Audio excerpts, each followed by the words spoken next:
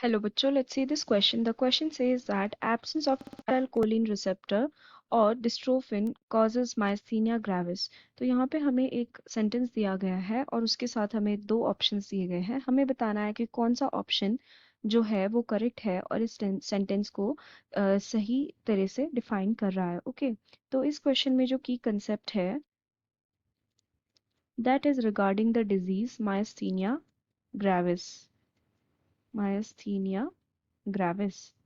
Okay, तो ये जो माइस्थीनिया ग्रेविस है this is the disease of muscles. ठीक है, यहाँ पे क्या होता है, हमें वीकनेस एंड फैटीग देखने के लिए मिलती है. वीकनेस एंड फैटीग देखने के लिए मिलती है of muscles that are in voluntary control, यानी कि वॉलंटरी मसल्स के अंदर हमें वीकनेस एंड फैटीग देखने के लिए मिलती है. ठीक है, ऐसा क्यों होता है? ऐसा इसलिए होता है बिकॉज ऑफ द ब्रेकडाउन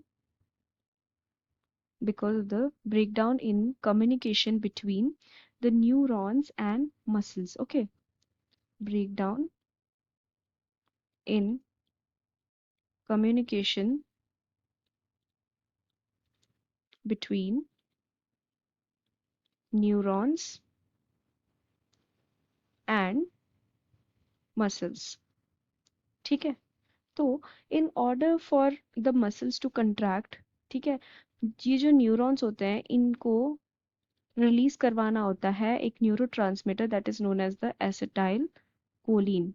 ठीक है, ये एसिटाइल कोलिन जो न्यूरोट्रांसमीटर है ये जाता है to the muscles and bind करता है with the acetylcholine receptors. Muscles के अंदर जो एसिटाइल कोलिन को बाइंड करने वाले रिसेप्टर प्रेजेंट रहते हैं उसके पास जाके ये बाइंड करता है.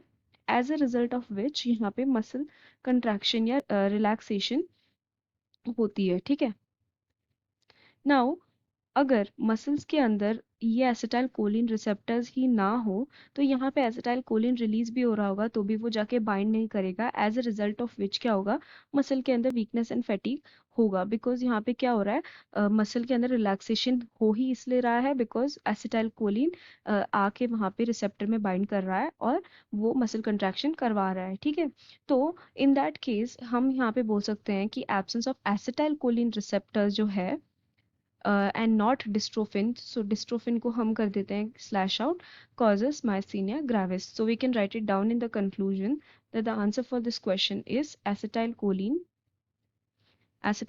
receptors. Okay, यहाँ पे हम लिख देते हैं acetylcholine receptors. So I hope you have understood it well. Best of luck.